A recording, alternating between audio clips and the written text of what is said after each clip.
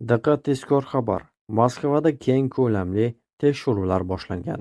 Assalomu alaykum qadrli mehmon, videodan to'liq xabardor bo'lish uchun videoga like va podpiskatsiya tugmalarini bosib, may bayramlari arafasida aeroportlar, temir yo'l vokzallari va avtovokzallarda xavfsizlik bo'yicha keng ko'lamli tekshiruvlar boshlandi. Huquqni muhofaza qiluvchi organlar Sheremetyevo yaqinidagi mehmonxonada ikkinchi va uchinchi qavatlarda yashab kelayotgan taxminan 30 nafar noqonuniy migrantni aniqlashdi. Ma'lumotlariga ko'ra, yukxonalar va yo'lovchilar ham tekshirilmoqda. Ammo alohida e'tibor Markaziy Osiyodan kelgan potensial migrantlarga qaratilgan.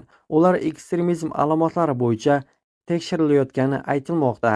Ayrim shubhali shaxslarning telefonlari musodara qilmoqda va yozishmalar ko'zdan kechirilmoqda.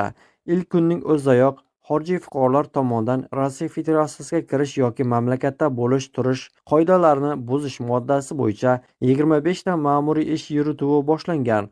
Huquqni muhofaza qiluvchi organlar qonunbuzarlarni aniqlashda yangi vositalar va yangilangan ma'lumotlar bazasidan foydalanmoqda. Shuningdek, xorijiy yuk mashina haydovchilari va xususiy taksichilar ham tekshirilmoqda. Moskva viloyat hukumati aeroportlar atrofida noqonuniy taksichilik faoliyatini tartibga solish bo'yicha qaror qabul qildi. Litsenziya bo'lmasa jarima. Huquqni muhofaza qiluvchi bu vaziyatni alohida nazoratga olgan.